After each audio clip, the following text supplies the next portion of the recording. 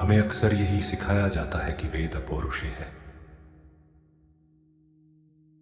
यानी लेखक विहीन, नित्य और अजन्मे। हमें बताया जाता है कि महान ऋषि वशिष्ठ, विश्वामित्र, अत्रि केवल मंत्र दृष्टा थे। वे निष्क्रिय माध्यम थे जिन्होंने आकाश में गूंजती ब्रह्मांडीय ध्वनि को सुना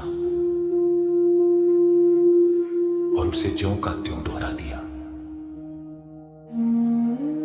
हमें चेतावनी दी जाती है कि इसके विपरीत कुछ भी कहना वेद की पवित्रता को कम करना है।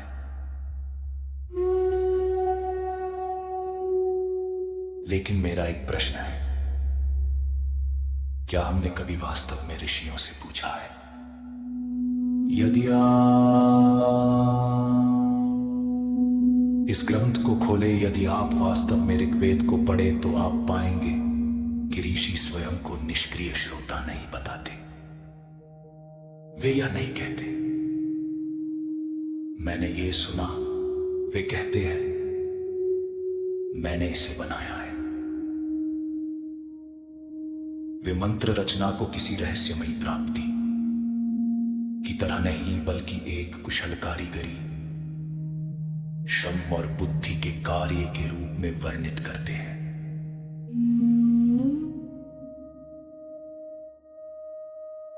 ग्रंथ में ही इस बात के स्पष्ट और काट्य प्रमाण है कि मंत्रों की रचना की गई थी।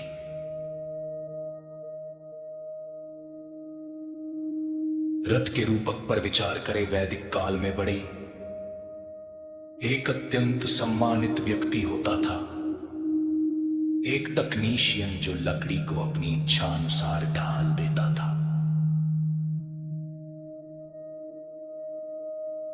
ऋषि बार बार अपनी कविता की तुलना इसी शिल्प से करते हैं।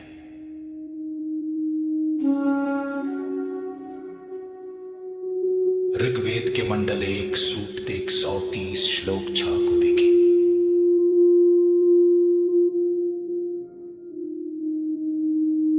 ऋषि परुच्छेपा इंद्र से बात करते हैं।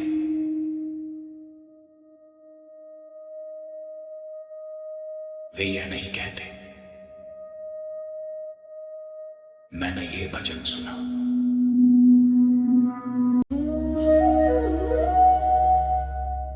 वे कहते हैं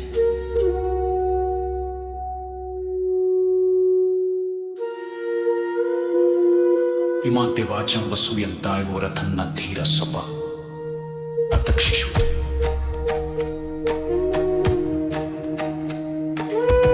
धन की कामना करते हुए मनुष्यों ने आपके लिए इस वाणी को गढ़ा। हे इंद्र, जैसे एक धीर कारीगर रथ को गढ़ता है। यहां प्रयुक्त क्रिया तक्ष है, यानी छीलना, काटना, लकड़ी को आकार देना। एक रथ आसमान से नहीं गिरता, उसे बनाया जाता है। ऋषि कहते हैं उसी प्रकार यह भजन भी बनाया गया है। हम इसे फिर से मंडल 5 सूक्त 2 श्लोक 11 में देखते हैं, जिसका श्रेय युवा ऋषि कुमार आत्रेय को दिया जाता है। वे अपनी नई रचना पर गर्व करते हुए अग्नि से कहते हैं, वे इस कृति पर अपना अधिकार जताते हैं।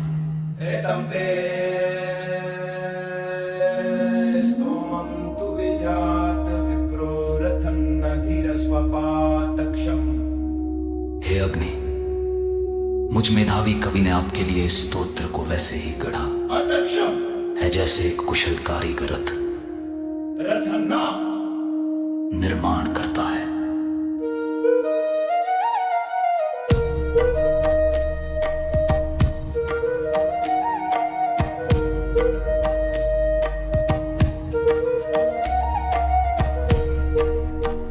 यह केवल बड़ी गिरी नहीं है, वे अपने मन का उपयोग करके प्रार्थनाओं को जन्म देने या उत्पन्न करने की बात करते हैं। मंडल 5 सूक्त 29 श्लोक 15 में पाठ कहता है। इंद्र ब्रह्माणि जनयंत्र विप्रा। जन शब्द का अर्थ है जन्म देना, उत्पन्न करना। कवि कविता के माता पिता है।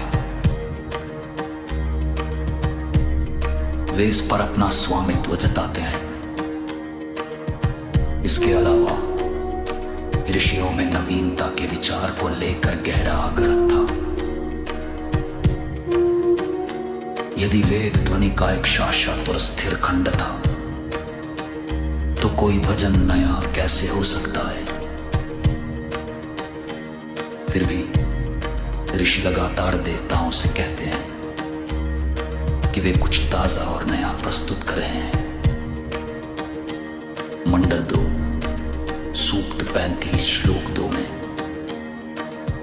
ऋषि कविता को अपने हृदय से तराशने का वर्णन करते हैं। मंडल 2 सूक्त 35 श्लोक 2 में ऋषि कविता को अपने हृदय से तराशने का वर्णन करते हैं। इमुं स्वस्मेरद आसुतष्टं मंत्रं वोचेन कुवितस्य वेदत। आइए हम उनके लिए इस मंत्र का उच्चारण करें, जिसे हृदय से भली भांति गढ़ा है। शायद वे इस पर ध्यान देंगे। प्रमाण यह बताते हैं कि ऋषि केवल एक रिकॉर्डिंग डिवाइस नहीं थे। ऋषि एक कवि शिल्पकार थे।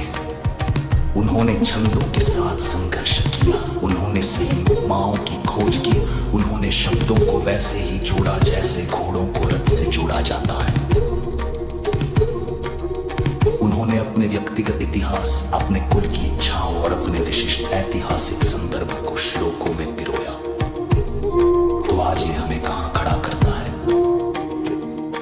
यदि वेद एक जमा हुआ शाश्वत एक आलाप होता, तो हमारा कर्तव्य केवल उसे दोहराना होता। लेकिन अगर वेद मानवीय ऋषियों का कविता के श्रम के माध्यम से परमात्मा के साथ जुड़ने का रिकॉर्ड है, तो यह परंपरा एक मूर्ति नहीं, यह एक नदी है। यदि वशिष्ठ दूसरी सहस्राब्दी ईसा पूर्व में वरुण के लिए नया भजन गढ़ सकते थे, तो आज हम वरुण के लिए नया भजन क्यों नहीं कर सकते?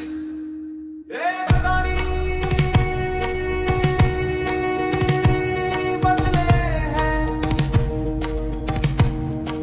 उनकी स्मृति करना की इच्छा लुप्त नहीं हुई है। ऋग्वेद नई रचनाओं को प्रतिबंधित नहीं करता। वास्तव में यह उनका उत्सव मनाता है। इसका अर्थ यह है कि देवताओं को नए गीत पसंद है। वे हमारी आवाजें, हमारे विशिष्ट संदर्भ और हमारी बुद्धि से गढ़ी गई रचनाएं सुनना चाहते हैं। इसलिए हम अपनी भाषा में देवताओं से बात करने से न डरें। आइए हम नए सूक्त लिखे, आइए हम अपनी प्रार्थना के शिल्पकार बने। ऋषियों ने हमें रास्ता दिखाया है, केवल सुनने का नहीं, बल्कि सृजन करने का।